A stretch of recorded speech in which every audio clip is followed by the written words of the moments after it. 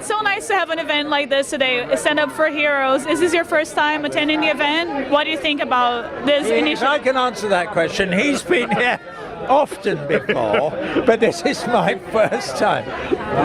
I only know this because they've asked him that question. So how do you feel with this initiative to support the veterans? I think it's fantastic. They've been doing it. Bob and Lee Woodruff have been doing this for a few years. They have star power. Everyone in America loves them. They generate a lot of money to help our wounded warriors, and that's what we need. A lot of men and women coming back need help. And this is one great organization that helps make sure that happens. I lost my father in the Second World War and my grandfather in the First World War. And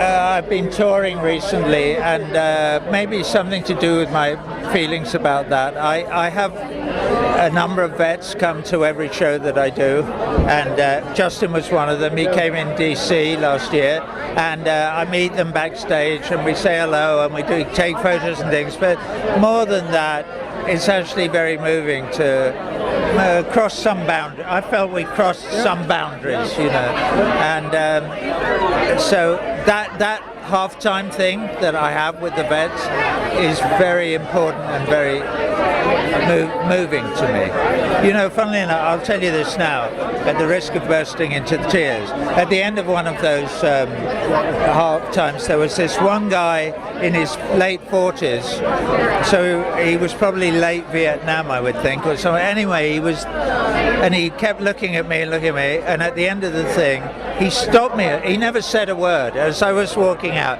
he stopped me, and he looked at me and he said, "Your father would have been proud of you." And I went, "Oh my God!" I was in tears as I walked out of the room, because there's that connection with, there's a bond with, you know, with my father and with whatever, and so it's very important to me.